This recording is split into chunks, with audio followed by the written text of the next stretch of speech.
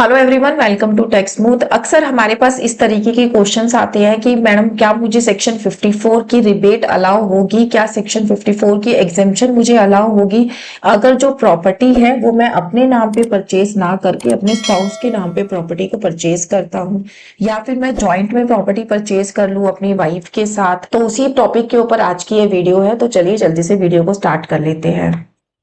सबसे पहले एक छोटा सा ब्रीफ मैं आपको सेक्शन 54 का देना चाहूंगी। सेक्शन 54 कौन सी एग्जाम्पशंस के बारे में बात करता है, पहले उसके बारे में एक छोटा सा ब्रीफ ले लेते हैं। सेक्शन 54 कहता है कि अगर आपके पास कोई प्रॉपर्टी थी,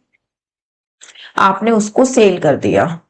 सेल करने के बाद जो आपको लॉन्ग टर्म कैपिटल गेन, यानी कि ये सेक्शन सिर्फ और सिर्फ लॉन्ग टर्म कैपिटल गेन जो आपको अराइज हो रहा है उसकी एग्जाम्पशन के बारे में बात करता है। अगर आपको कोई long term capital gain arise हुआ है, आप चाहते हैं कि आप इसके ऊपर टैक्स पे ना करें, तो आपको करना क्या है, आपको नेक्स्ट एक रेजिडेंशियल प्रॉपर्टी परचेज कर लेनी है। तो आपको जो ये long term capital gain arise हुआ है इसके ऊपर टैक्स जो है पे नहीं करना पड़ेगा।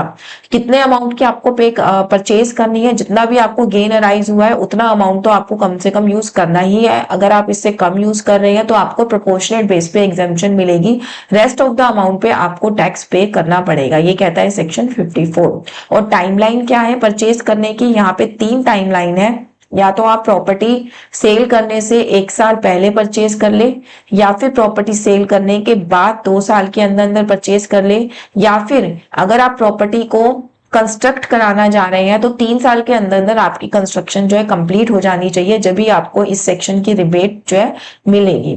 अब यहाँ पे जो हमारे पास क्वेश्चंस आते हैं वो आते हैं कि मान लीजिए मिस्टर एक्स है,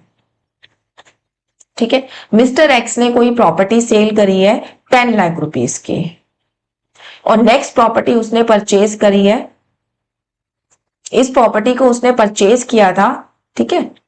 5 लाख रुपीस का। तो मैं वैसे ही जनरल टर्म में एलटीसीजी अगर इसका कैलकुलेट करूं, मैं कोई इंडेक्सेशन वगैरह यहाँ नहीं लगा रही हूं, तो 5 लाख रुपीस का यहाँ पे हो गया उसको कैपिटल गेन, जो कि है long term capital gain mister x के लिए। अब मिस्टर एक्स चाहते हैं कि इस 5 लाख रुपीस के ऊपर उनको कोई भी टैक्स ना पे करना पड़े, तो वो नेक्स्ट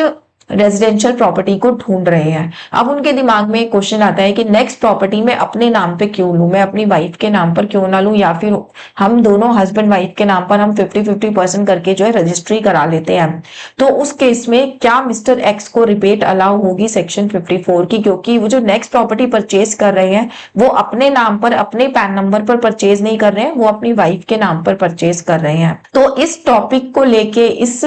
क्वेश्चन को लेके बहुत सारी जजमेंट्स और रूलिंग्स पास हुई हैं, जिसमें ये साफ साफ ऑर्डर पास किया गया है, जजमेंट पास की गई है कि एक पर्सन अपने स्पाउस के नाम पर भी प्रॉपर्टी को परचेज कर सकता है। बट द थिंग इज, जितना भी अमाउंट उसको सेल कंसिडरेशन का रिसीव हुआ है उसी अमाउंट में से जो नेक्स्ट प्रॉपर्टी है उसकी पेमेंट की जानी चाहिए। तो अगर आप भी सोच रहे हैं कि आपकी कोई प्रॉपर्टी है, आप उसको बेचकर अपनी वाइफ के नाम पर या ज्वाइंट में आप कोई प्रॉपर्टी परचेज करें, तो आपको सिर्फ और सिर्फ एक कंडीशन को कंप्लाई करना है, वो है कि जो भी सेल कंसिडरेशन आपके बैंक अकाउंट में आया है और जो आप नेक्स्ट प्रॉपर्टी परचेज करने जा रहे हैं, इस चीज का ध्यान रखिए कि जो भी आप पेमेंट करेंगे प्रॉपर्टी की वो उसी सेल कंसिडरेशन में से करिएगा जो आपको फर्स्ट प्रॉपर्टी की सेल करने से रिसीव हुआ है। इसके अलावा और तो और स्टैंप ड्यूटी भी आप वहीं से ही पे करिएगा।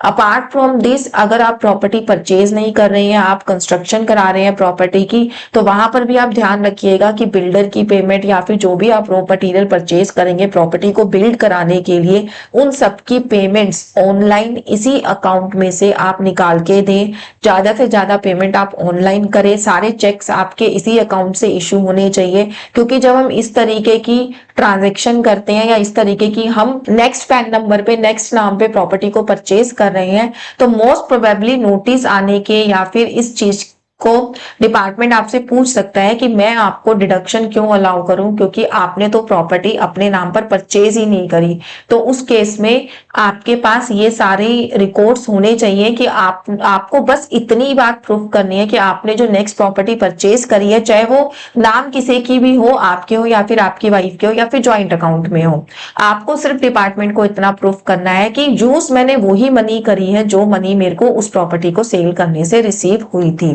इसके ऊपर ट्रस्ट में बहुत सारे केस लॉज आ चुकी हैं, जजमेंट्स आ चुकी हैं, रूलिंग्स आ चुकी हैं, जो मैं अभी आपको एक दो आपसे डिस्कस भी कर लेती हूँ। जैसे हमारा एक केस आया था सीआईटी वर्सेस नटराजन, ये आपका 2006 का केस है। देखिए इतने पहले ये बात डिसाइड कर दी गई थी। इसमें साफ साफ लिखा गया था the deduction under section 54 of the ITA was allowed where the new residential property was purchased in the name of wife of tax payer. यहाँ पे बोला गया था कि वाइफ के नाम पे प्रॉपर्टी परचेज करी है तो भी अलाउ होगी। नेक्स्ट जो आपका आया था international taxation versus Mrs Jennifer white, इसमें भी यही लिखा गया एग्जेम्पशन अंडर सेक्शन 54 और ITA was allowed for investment in the residential property by the tax pair jointly with her husband, कि अगर आप ज्वाइंट में प्रॉपर्टी परचेज कर रहे हैं तो भी आपको डिडक्शन अलाउ होगी। शंकर लाल कुमावत वर्सेस आईटीओ, इसमें भी बोला गया it was held that mere fact that investment in the new property was made in the name of wife could not be the reason for disallowance of deduction. इन्होंने इसमें कहा कि क्योंकि प्रॉपर्टी वाइफ के नाम पर परचेज की गई है इसका मतलब ये नहीं है कि उनको एग्जेम्पशन अलाउ ही नहीं होगी। तो इस केस में भी इस चीज को, इस एग्जेम्पशन को अलाउ किया गया। इतना ही नहीं, एक केस लो तो ऐसा भी आया जिसमें अगर प्रॉपर्टी माइनर डॉटर के नाम पर परचेज की गई है तो भी उसको अलाउ किया गया, that is N Ram Kumar versus assistant CIT, ये 2012 का केस है। यहाँ पे बोला गया deduction under section 54F of ITA was allowed where the tax payer purchase a flat in the name of minor daughter. Tax payer ने जो फ्लैट परचेज किया था वो माइनर डॉटर के नाम पे परचेज किया था, तब भी उसको ये रिबेट अलाउ की गई। एक मैं केस आपसे और डिस्कस करती हूँ, दैट इज राजकुमार बंधानी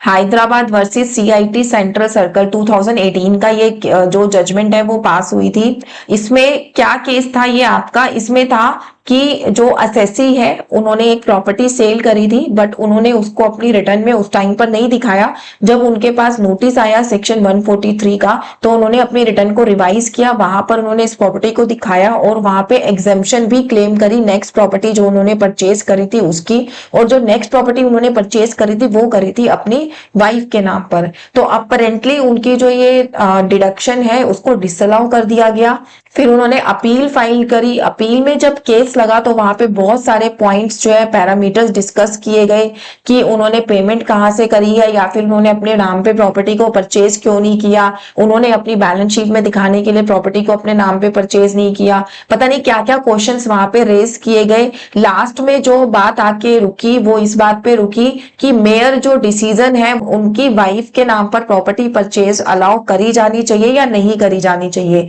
उस टाइम पर भी जो मैंने अभी जजमेंट्स दिखाई हैं उनका सहारा लेके इस केस को अप्रूवल दिलाई गई कि वाइफ के नाम पर जो उन्होंने प्रॉपर्टी को परचेज किया है उनकी एग्जेम्पशन जो है इनको मिल जाएगी। तो मेरा कहने का मतलब ये है, इस वीडियो में मैं जस्ट इतना बताना चाहती हूँ कि अगर आप अपनी स्पाउस के नाम पर ज्वाइंट में या उन्हीं के ही नाम पे प्रॉपर्टी को परचेज करना चाहते हैं तो आप कर सकते हैं, आपको एग्जेम्पशन अलाउ होगी सेक्शन 54 की। बस अगर आपके पास चौकोस आए कि आपको हम एग्जेम्पशन क्यों अलाउ करें तो आपको जो है एक अच्छा सा रिप्लाई बना के देना है कि इन सब जजमेंट्स में जो है इसको मेंशन कर दिया गया है कि वाइफ रिबेट ले सकती है और हमने इसको कंप्लाई किया है, हमने पेमेंट वहीं से ही की है तो इसलिए हमें भी ये एग्जेम्पशन जो है अलाउ होनी चाहिए। तो ये थी मेरी वीडियो सेक्शन 54 के अंदर कि आपको अलाउ होनी चाहिए या नहीं होनी चाहिए। सेम है सेक्शन 54F में भी ये प्रॉब्लम रहती है कि अगर आपको कोई long term capital gain arise हो रहा है, अदर देन प्रॉपर्टी भी अगर आपको कोई अराइज हो रहा है और आप उसकी रेजिडेंशियल प्रॉपर्टी परचेज कर रहे हैं अपने स्पाउस के नाम से,